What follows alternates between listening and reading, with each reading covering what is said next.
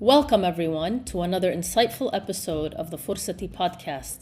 Today we have a distinguished guest, Begona, who is a key figure in corporate sustainability at Accenture.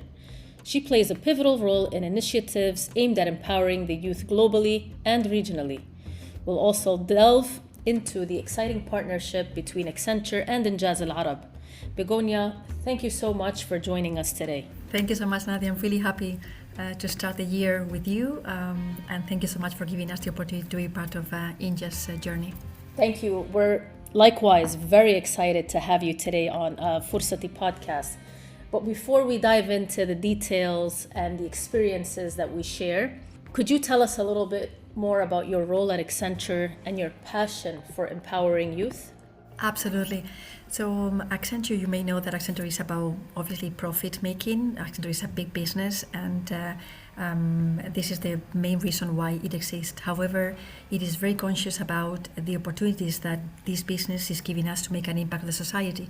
So I think that I have one of the best jobs in Accenture because I'm responsible for making sure that the investment that Accenture is making on society is really well used. So my current role is leading the social impact effort in the Middle East, following the mandate of Accenture globally. And the reason why I'm so keen on helping youth is because youth is one of the key demographics for Accenture. Obviously, we have identified that youth is a source of talent, is the talent of the future, is the future for everyone, and this is the reason why most of our efforts are dedicated to youth. On a personal level, I'm a mother. I've got three kids, two daughters. Obviously, they will be the future. I've got a very biased interest in them, finding a future that is good for them at all levels. And in addition to that, because we are working with the youth demographic on a daily basis, we are seeing how the return of the investment. I mean, really investing in youth is really one of the key things and one of the most efficient ways of making social impact. And that's the reason why I'm so glad that we have been partnering with INJAZ for so long now. That's amazing, Begona. Thank you so much for sharing that. And like you, I'm a mother of 4, and I also have a personal investment while working at INJAZ and working with companies like Accenture to ensure that we too invest in youth, because as you said, it shapes the way that they perform and see the world from, as early as 5 years old up until adulthood. So the personal investment is a mutual commonality between the both of us.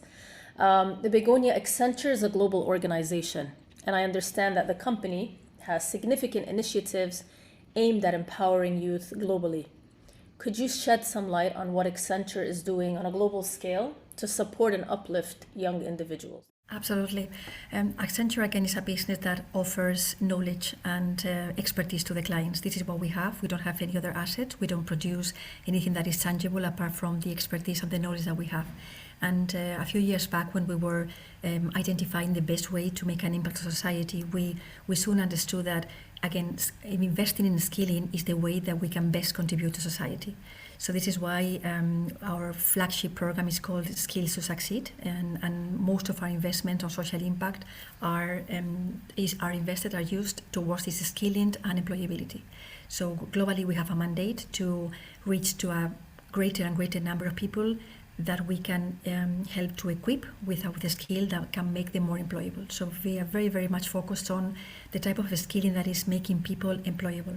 We completely understand that obviously any type of education is making someone employable, but because we have identified some of the demographics are in need of very specific skills, we think that short-term skilling efforts can be much more efficient than investing in long-term education programs, which obviously some other organizations may be more kind of ready to invest in. So within this skilling mandate that we have identified a few demographics where, again, we think that we can make the best impact. So obviously youth comes up top because of obvious reasons. This is globally in Accenture, but specifically in the Middle East, because it's such a young region, youth comes on top of the list of our key demographics. After youth, or maybe integrated with youth, is women. Obviously, female youth is equally important, but obviously women as well. We have recognized that they are a particularly important demographic. People determination as well is one group that we are particularly investing in. We think that, again, because diversity is key for our business and for our revenues, we also think that, I mean, this group needs to have specific skilling opportunities that enable them to be equally employed in the future. And finally, and unfortunately because of the things that are happening in the world, refugees and migrants are also a key demographic for us. I'm particularly very happy to know that we are investing in this, because a few years back, working with refugees and migrants remained kind of a sensitive thing in the corporate world. But luckily today, we are all realizing that this is a major cause where companies can make such a great impact. So this is the reason why, and you may see that all these key demographics are kind of mixed somehow. Obviously, you can have youth within the refugees population. You can, obviously, women are 50% of the POD. So these key demographics are all combined and mixed. But initially, this is where we are focusing on.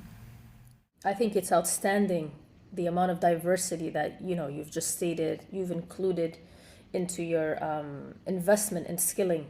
You stated youth in general, but you also focus on female and women youth, refugees and migrants. The amount of diversity that you've just stated really is impactful, and we're very, very lucky to be working with you and also learning from you on this particular journey. So just shifting the focus back to the MENA region, can you share a little bit more about how Accenture tailors its youth empowerment initiatives to address the unique challenges and opportunities in the region? Yes, and again, I will refer to this kind of biased interest in doing this, and the reason why we are investing in the youth in MENA is because obviously we know that they are going to be a source of talent for us. Obviously, again, going back to the definition of Accenture as an expertise, a company of expert and knowledge, we only have talent. This is what we offer to our clients. So eventually, we think that the youth that we are helping will become our headcount, our talent of the future, and this is why we have again a biased interest in helping these youth. So the very specific reason why we are focusing on youth in the region is because, again, we have biased interest in building the talent of the future. Eventually, some of this talent will become our talent, and this is why we are investing in building that capacity in the region. Again, we rely on people. This is the only asset that we have, and this is why we need to invest in them. And the way we are specifically tailoring our skilling efforts on people are working with partners such as INJAZ, that we call implementation or delivery partners, that obviously have got access to the resources, access to the understanding of the needs that we do not have. Again, Accenture focuses on selling some kind of business propositions, and then we need to rely on SMEs such as yourself, such as INJAZ, to identify the best way of doing this. And once we have identified these partners, we offer the training assets that we have created internally. One of the main uses of our investment budget is creating training assets that can be offered to you, to your partners, so that you can use them. You can decide the best way of using them with our beneficiaries, or your beneficiaries that eventually will become our beneficiaries as well. One of the examples of this is our coding assets, the jobs of the future, sustainability skills, where we are teaching, again, the youth and the talent of the future, some of the skills that we think that will be essential for the employability in the future. We also focus very much on mentoring and coaching. Again, we believe that a good hour of mentoring or a good hour of coaching can do wonders with a young person that is trying to understand what the future can be. And another thing that we're also trying to establish is a program for interns that can be with us for a limited period of time, so that they can learn what it means to be part of a corporate, and then they can use this kind of work experience to go somewhere else. Thank you so much, Begona. And like you, we also believe at INJAZ that mentoring and coaching and internships and life skills, they are extremely important. And what we've been doing recently is pretty much shifting and adding more relevant programs to suit the 21st century learners. And one way we're doing that is really focusing on sustainability and different elements and arms of sustainability, like green entrepreneurship, green energy, where the students are a little bit more aware on how to create a more sustainable future for themselves and their communities around them. So I was wondering if you could shed a little bit, I was wondering if you could talk a little bit about the elements of sustainability that Accenture is working towards as well. Yes, and I'm really, this is one of the other areas that I'm really passionate about, in the sense that, again, I personally think, and obviously I'm quoting experts on this, sustainability skills are going to be the key for the future. I think that we all agree that nobody knows what the future is going to look like. Nobody knows how jobs are going to be in the future, but one thing that is clear is that whoever becomes a professional in the future will need to have a sustainable mindset. And in the same way that a few years back we understood that digital skills are key for anyone to be employable, we now think that sustainable skills need to be there in the mindset of the next generation and the young people that will become professionals. So this is why we have created a series of training assets that go around the 17 SDGs, so that which by now are implemented as part of the curriculum, and many of the kids have got access to this kind of understanding. But still, we believe that they really need to understand that sustainability is not only about tree planting or environment. Obviously, environment is the key element now, but they need to understand that sustainability also includes social justice, clean approaches to work, no corruption. I mean, all the policies and all the elements that need to be there to make sure that we are using resources sustainable. So this is why we have created assets such as the Jobs of the Future, that are combining, again, an understanding of the SDGs and how the SDGs can be part of any job in the future. If a young person is now thinking of becoming a doctor in the future, they will need to understand how to be a sustainable doctor, obviously making good use of resources, being obviously transparent and fair in the way that they are delivering their practice. The same applies to a lawyer, the same applies to anyone working in IT. And we do this by combining the technique of the Ikigai. You may know that the Ikigai is a Japanese concept for finding your purpose in life, and it's been very interesting to use this asset with young audiences that very soon understand that whatever the purpose is going to be in life needs to include now the sustainability approach, because again, they are going to be on this planet more than we are going to be, and whatever they decide to study, whatever they decide to work on, will need to include the sustainability kind of mindset, in the same way that they are adding these digital skills as part of the curriculum. So this is why we are investing in that. We call it kind of green skilling, but we really make a focus on making sure that this green skilling does not mean only environmental kind of skills, which obviously needs to be there, but they include much more. They include the S and the G in the ESG agenda. That's amazing, Begonia. I really enjoyed listening to you talk a little bit about sustainability. And yes, I do agree.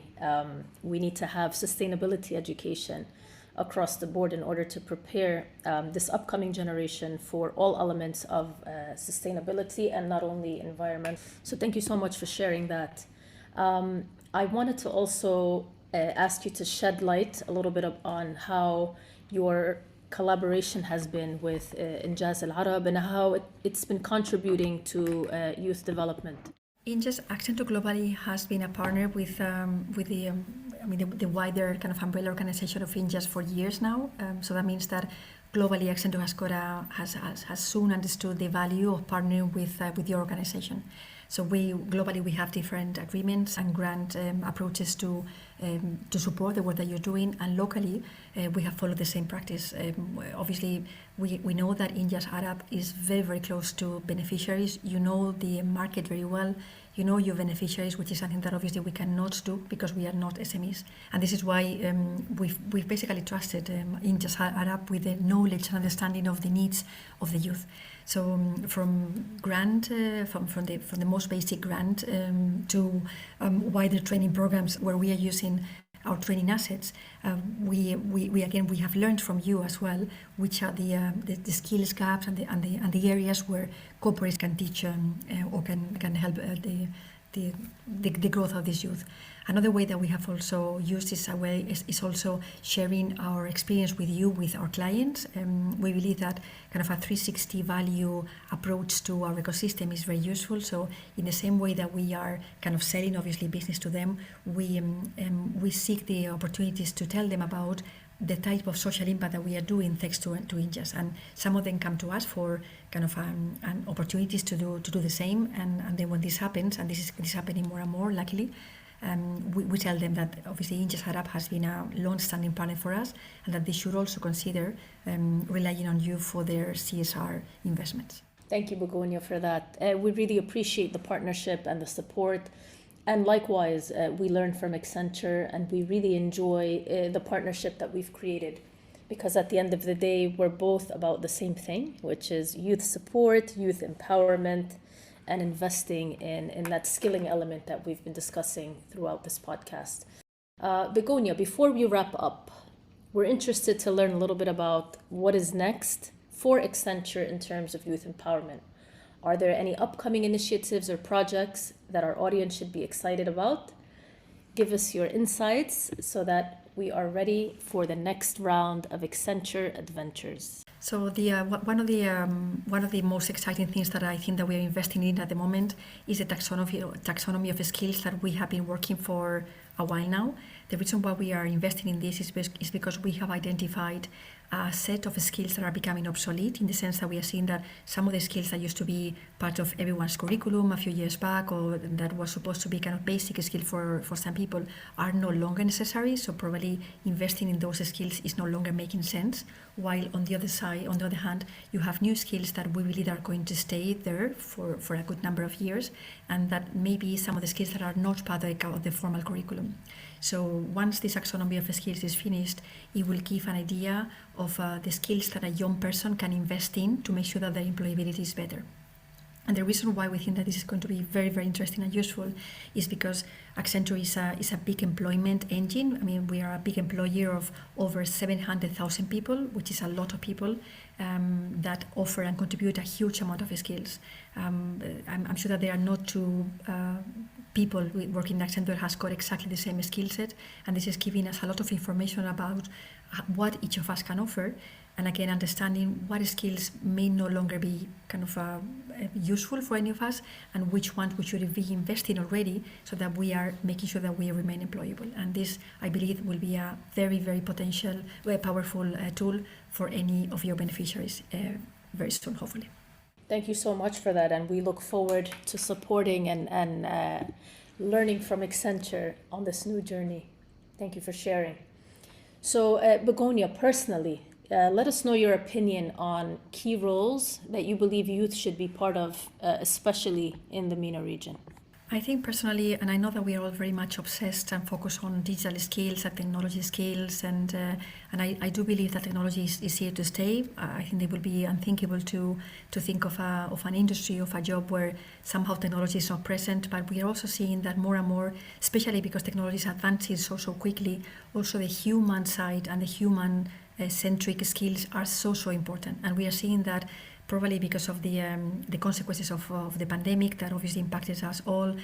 Some of the basic human skills such as communication, team working, reasoning with another person are becoming more and more difficult to find.